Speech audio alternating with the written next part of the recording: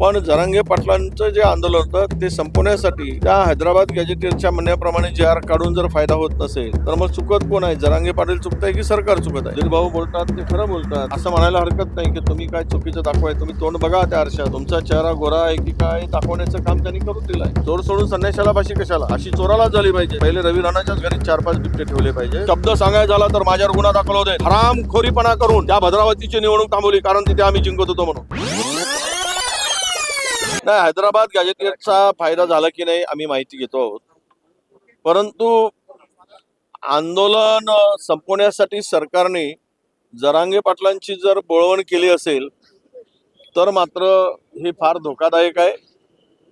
दुसरीकडे ओबीसींना भडकवायचं आणि एकीकडे मराठा समाजांना भडकवायचं आणि आपली पोळी शेकून घ्यायची.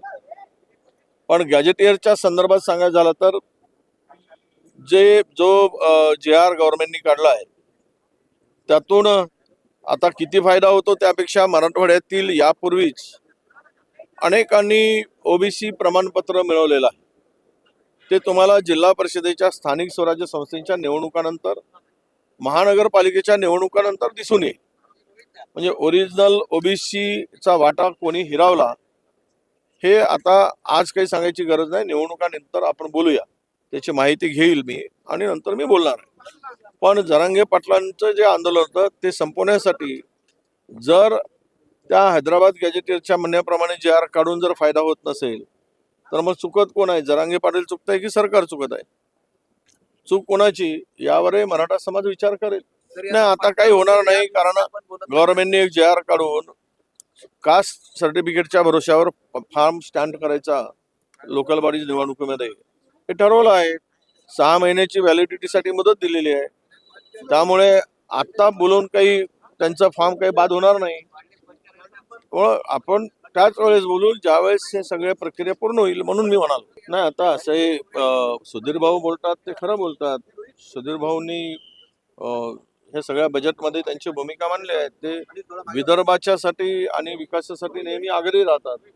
त्यामुळं सरकारला घरचा ऐर म्हणण्यापेक्षा सरकारला आरसा दाखवला असं म्हणायला हरकत नाही की तुम्ही काय चुकीचं दाखवाय. तुम्ही तोंड बघा त्या आरशात, तुम्ही विदर्भाला काय देताय, तुमचा चेहरा गोरा आहे की काय दाखवण्याचं काम त्यांनी करून दिलंय. या निमित्तानं त्यांना आमच्या शुभेच्छा आहेत. नाही बघा, सरकारने कोणालाही पाठीशी घालू नये.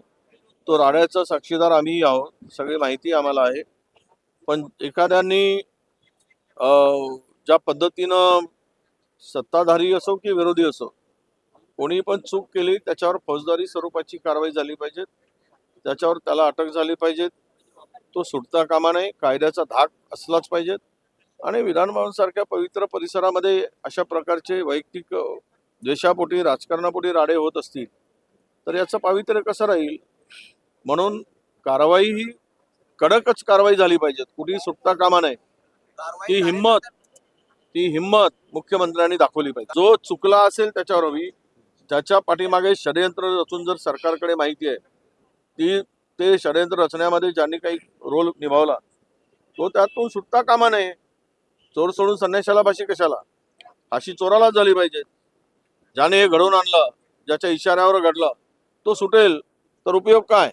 म्हणजे एखाद्याला खून करायसाठी पैसे देणं, सुपारी देणं, बंदूक देणं, गोळ्या देणं आणि म्हणणं की माझा काही संबंध नाही, माते भडकवणं दुसऱ्याची, तोच खरा गुन्हेगार आहे जो माती भडकवतोय. नाही, दिली पाहिजे ना. पहिले रवी राणाच्याच घरी 4-5 बिबटे ठेवले पाहिजे आणि त्याला सांगितलं पाहिजे की तू आणि तुझ्या फॅमिलीनी मिळून जेवढे मेंबर असतील सगळ्यांनी एक बिबट्या पोसा आणि त्यानंतर मग दुसऱ्याला अनुभव सांगा की तो पाळीव प्राणी आहे की हिस्र प्राणी आहे. हे मग बच्चू कडूंचा अनुभव घेऊन बाकीच्या सत्ताधारी आमदारांच्याकडे त्यांच्या म्हणण्यानुसार मग 2-2 बिबट्यांचं वाटप करावं. मग उर्वरित राहिलेच तर मग त्याचा विचार आम्ही करू. लढू द्या. त्यांना माहित आहे हे निवडणुका 20 दिवस लांबणीवर टाकून याचे निकाल फिरवण्याचं पाप करतायत ते. हे आता मी तुम्हाला एक उदाहरण सांगतो. घुगुस नगरपालिकेचा कुठलाही विषय हायकोर्टात असताना तिथल्या आमदारांच्या इशाऱ्यावर, त्याच्या दबावापोटी निवडणूक आयोगाने, माझा थेट आरोप आहे निवडणूक आयोगाला, चॅलेंज आहे त्या निवडणूक आयोगाला, ही शब्द सांगायचा झाला तर माझ्यावर गुन्हा दाखल होत आहेत. हरामखोरीपणा करून त्या भद्रावतीची निवडणूक थांबवली कारण तिथे आम्ही जिंकत होतो म्हणून. काहीच कारण नव्हतं, कुठलंच कारण नाही. कुणीही सुप्रीम हायकोर्टात गेलेलं नव्हतं, हायकोर्टात कुठलीही पेंडिंग नव्हती, तरी पण थांबवली, कारण पायाखालची वाळू घसरली म्हणून. आणि अशा निवडणुका लांबणीवर टाकण्याचं पाप केलेलं आहे. कारण ह्यांना माहित आहे की राज्यामधल्या निवडणुका या महायुतीच्या विरोधात चाललेल्या आहेत. आपसातल्या मारामाऱ्यामध्ये तो कौल आमच्याकडे आहे, म्हणून हे सगळे निकाल फरवण्यासाठी पूर्वीच सांगतात बावनकुळे साहेब, आम्ही 175 जिंकणार 268 पैकी. हे कशाच्या आधारावर, कुठला आधार आहे याला? 175 पेक्षा कमी जिंकणार नाही, पाहून घ्या म्हणतात. याचा अर्थ स्पष्ट होतो की ही सगळी बेमानी आहे. चोरी करून ईव्हीएम मध्ये घोळ करून निवडणुका जिंकण्याचा फंडा आहे. तरी पण लोकांच्या मनामध्ये हे महायुती, घुगुसच सांगितलं मी, घुगुस सॉरी भद्रावती नाही, सॉरी घुगुस, हा घुगुस मध्ये थांबवलाय, भद्रावती नाही, सॉरी, पूर्णतः कुठलाच काही अडथळा आणायचं काही कारण नव्हतं. एकतर्फा जो सर्वे होता, जो रिपोर्ट होता, जो आम्हाला पोलिसांनी रिपोर्ट सांगितला, 16 नगरसेवक आणि नगराध्यक्ष निवडून येत होता, थांबवलं. अशाच प्रकारे राज्यातील निवडणुका थांबवल्या. 20 दिवसाचा वेळ घेतला मतमोजणीसाठी, आणि उद्या ईव्हीएम मध्ये घोळ करतील आणि निवडणुका जिंकतील. अरे इमानदारी निवडणुका जिंका. जर तुम्ही युती करा, तुमची महायुती होऊ देत, पण बॅलेटवर निवडणुका घ्या. तुमची जागा कुठे आहे लोक दाखवतील. बघा, मांडीला मांडी घालून बसायचा, सत्तेचा उपयोग करायचा, सत्ता मिळवायची, चोरांना जमा करायचा, दरोडेखोरांना गोळा करायचा, आणि आम्ही इमानदार आहोत म्हणून सांगायचं. हे काय, हे कुठलं आहे?